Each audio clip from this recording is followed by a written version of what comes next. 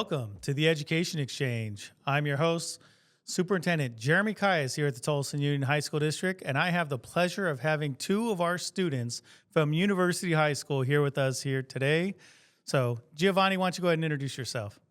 Well, my name is Giovanni Duarte. I am a junior here at University High School, and I've been blessed to call Mr. Hill my science teacher for 3 years in a row. I'm Zariah Gladney. I'm also a junior here at University High School, and I've had Mr. Hill as a teacher for 2 years.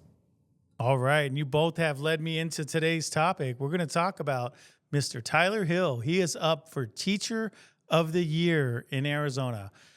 First, let me get your reaction to that. I mean, there's thousands of teachers in Arizona. He is now into the final 10, the top 10, being considered for being the Teacher of the Year in the state of Arizona. What do you guys think about that? Makes sense. I love Mr. Hill. He's one of my favorite teachers on this campus, and he really helps me understand science, which is not a subject that I say that I'm good at usually. Yeah, no big surprise there. I remember during freshman year, he was Teacher of the Year here at University High School, so it was bound to happen that he's top 10 in the state. So now we'll start with you, Giovanni. You said you've had him for 3 years now as your teacher. Yeah. So you kind of know his methodologies, you know his ways. What do you think makes him stand out as a great teacher? Like, what separates him from the pack for you? Knowing that you've been through so many teachers now, you're in your junior year. What is it that makes him special? Well, Mr. Hill, he's very special to me because I feel like the way that he teaches is very unique to him. He's not as professional as other teachers who sometimes the professional atmosphere makes you feel a little uncomfortable and you stay you keep to yourself. But he seems like he's very casual. Sometimes he yells a lot, but I feel like that gets you very engaged into what we're learning about, and I feel like it's a very effective method for teaching. And Zariah, what are your thoughts? I honestly feel the same as Gio. I feel like being in his classroom is kind of like a breath of fresh air, but still being engaged in the content. Like, he follows rules in a way that doesn't make me feel super tense while I'm trying to learn. And he's just always been there for me and my fellow students, especially learning and going through a program that's as hard as the one that we go through at our school. Now, it is a very intense program. University High School is also one of the top 10 schools in Arizona. You have one of the top 10 teachers in Arizona helping you out at that school. But I imagine you've ran into some challenges through your years at University High. Take me through, can you think of any special moment where Mr. Hill has really helped you get through a tough patch? Maybe something wasn't clicking. There was a hurdle you needed to get through. Talk to me about a memory you have of when he's helped you out in those times. I could start. Me and Gio were both student athletes, and so I know especially sophomore year we were taking chemistry, and homecoming week is a very hectic week for us, especially Gio did football and I did cheerleading.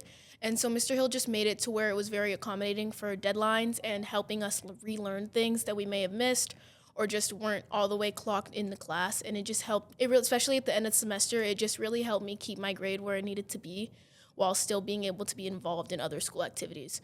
He wants us to be involved, and it's very obvious that he helps us be successful in our extracurriculars as well as in his class.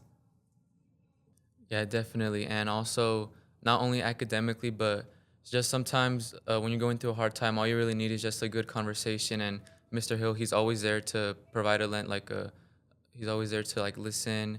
And just if you're going through something, he's a good person to go to and talk to. And if you just need a laugh to cheer you up, he's definitely the person for that. So it sounds like he has that perfect balance between being approachable yet being professional, knowing how to help and connect. What else would you like to add for us? So there's going to be a committee that's going to be having a meeting here soon, and they're going to decide out of the top 10 who the number one teacher in Arizona is, and that teacher then gets to go on to compete nationally. So whether you were speaking to the committee who's making this decision for our state, or you're speaking to the committee who is then going to look at the 50 teachers who won across the U.S. and determine the Teacher of the Year for the nation, what would be some final thoughts you'd want them to know about Mr. Hill, about what makes him special and why he should be the one that they're selecting? I could start. Mr. Hill's just very accommodating to people's needs, and he's always, like Gio said, he's always there to listen. I'm in his class from the beginning of the day to the end of the day. I stay after school. I help him with things in his classroom, what he needs, because he helps me. And he's just an overall very comforting person to be around. Even while he's teaching, just being in his class makes me feel very comfortable, even if I'm not as comfortable with science as a subject. And yeah. Yeah, and also I want to mention how many times, even after tutoring, Mr. Hill, he would let me stay in his room if like my parents, like there was traffic, like they weren't there ready to pick me up yet, because obviously it's Arizona, it's very hot outside. So, and he was like very cognizant of that, and like he let me stay in his room like many times, like because he's a very trusting person, and I like that very much about him, because it feels good to know that someone trusts you and that like you can just be yourself around them, and especially when you have someone's trust, it's way easier to be yourself around someone. So I feel like he's very good at making you feel comfortable somewhere and like you're welcomed, and I feel like that's very important at high school. All right, now we're going to share all this with Mr. Hill. Do you have any final words of encouragement for Mr. Hill as he goes into this competition? Now that he's in the final 10, do you want to wish him some luck as he goes up against the other 9 teachers that have been selected as finalists? Yeah, we all know he's an amazing teacher and an amazing man to be around, and we just wish him really, really good luck. Yeah, and I want to bring back Mr. Hill's advice that he tells us every day: change the world, Mr. Hill. All right, that's a good closer to end on. Change the world, Mr. Hill. And we hope that he does just that. And we appreciate you guys coming on the show. And now we're actually about to bring in Mr. Hill himself to come change the world. All right, we are now with the man, the myth, the legend, Mr. Tyler Hill. Tyler, can you go ahead and introduce yourself to the audience? Yeah, hi, my name is Tyler Hill. I am a science teacher at University High School. I teach biology, advanced chemistry, and AP chemistry. Now, Tyler, we just finished talking with a couple of your students, and they had some words of encouragement that they wanted to make sure I shared with you. Really? Yes, they said that as you're pursuing your endeavor here to be the Teacher of the Year in Arizona, that all they can say to you is they want you to go change the world, Mr. Hill. Change the world. I love that. What's your reaction to that? A couple years ago, I started ending every single class with change the world. So I tell them to have a good day and go change the world, just because they're the future.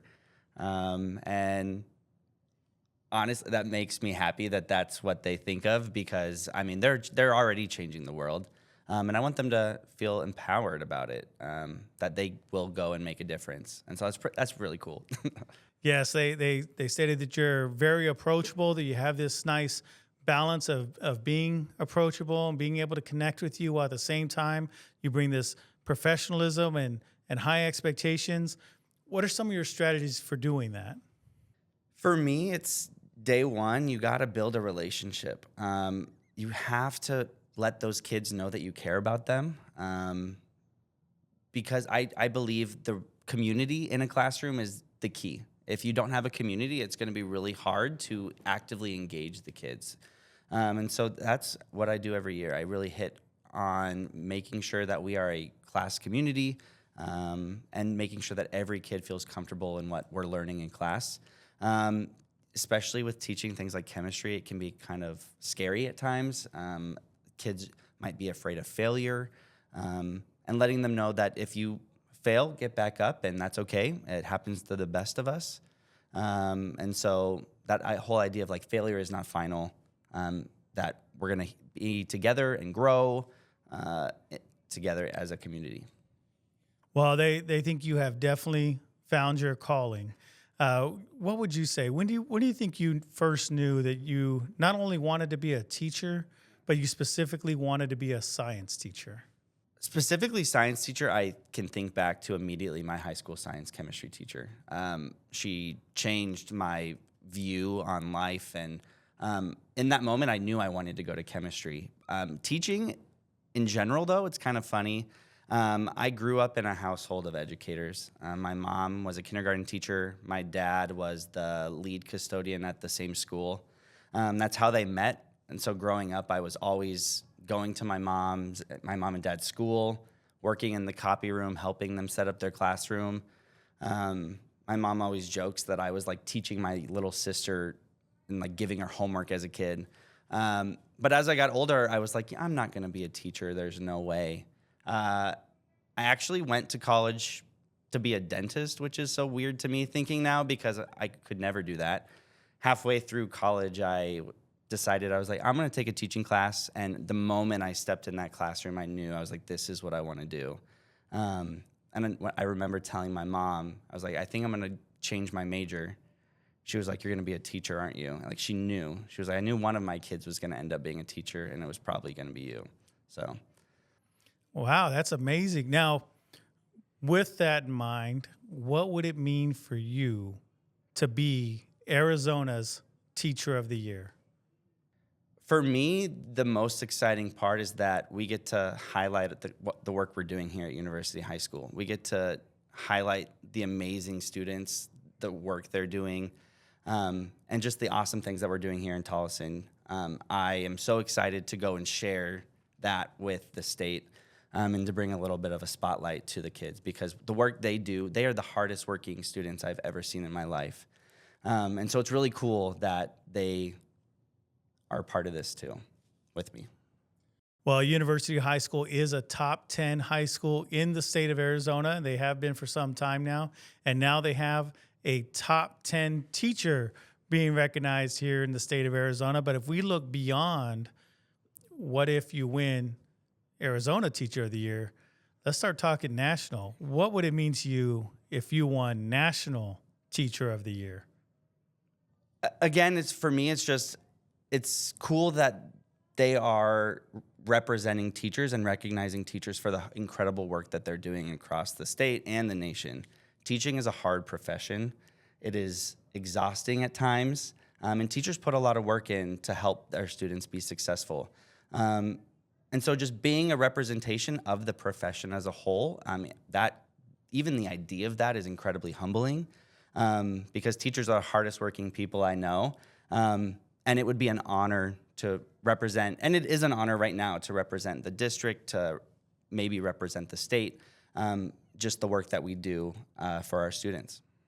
Now, making it this far, you are a role model for teachers across our district.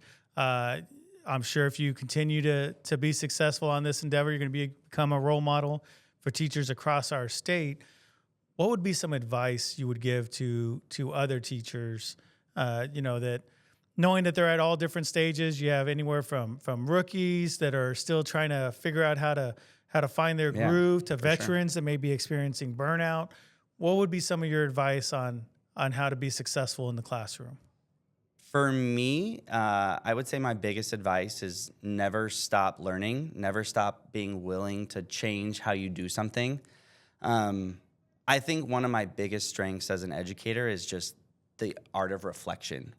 Being a really reflective practitioner in what you do and how you do it. And if something isn't working, change it up. Work with your colleagues to see how you can do better. But my one piece of advice would definitely be reflect. I'm constantly reflecting after a lesson, and I know other teachers are doing this too. After a lesson, you'd think, oh no, that did not go well. You change it for the next period, right? So we're constantly thinking on our feet. And just continuing to do that year after year to keep it fresh. Now, your students had also spoke up about how you go above and beyond. Some examples they gave that it could be a hot day after school and they're expecting their parents to come pick them up. They know that they can go back to your classroom and hang out in some air conditioning while they're waiting for their parents to show up to the school. Just those little extra things and how all those little extra things mean so much to them. What would be your thoughts on that? Again, it's building that space where they feel comfortable. Students are at school more than they're at home sometimes, and especially our students, whether they're involved in athletics or other clubs.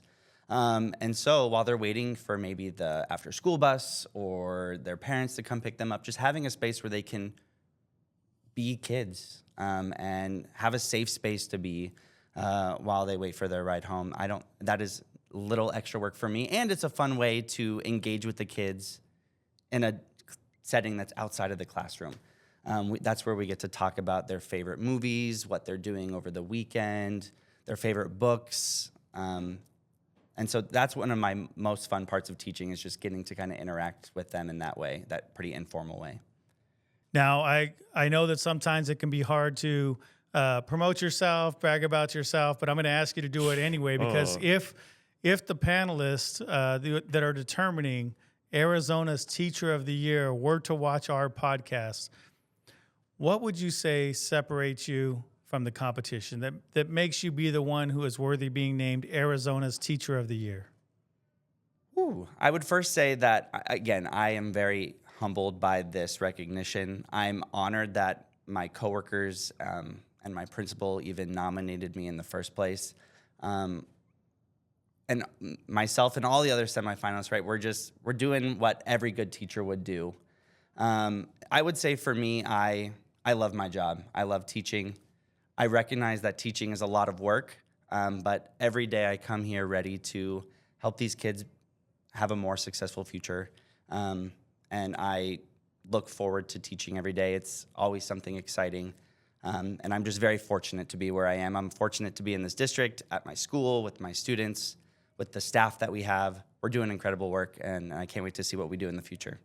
I couldn't agree more, and we're very fortunate to have you, not just here on the show. We're very fortunate to have you here at the Tolleson Union High School District. Our fingers are absolutely going to be crossed, not only for you to win state. I'm hoping you go all the way and win national. We'll see what happens. and truly represent our community. So appreciate you coming on the show, Tyler, and I appreciate all of our listeners for tuning in once again to the Education Exchange, where we aim to enlighten our parents and empower our students. And we look forward to seeing you again next time. Thank you so much for tuning into today's episode of the Education Exchange. Have a question or want to be a guest on our podcast? Email podcast@tuhsd.org for more information. Missed an episode? Catch all seasons of the Education Exchange on your favorite streaming platforms or at www.tuhsd.org/podcast. Don't forget to like, comment, and subscribe, and we'll see you next week for another episode of the Education Exchange.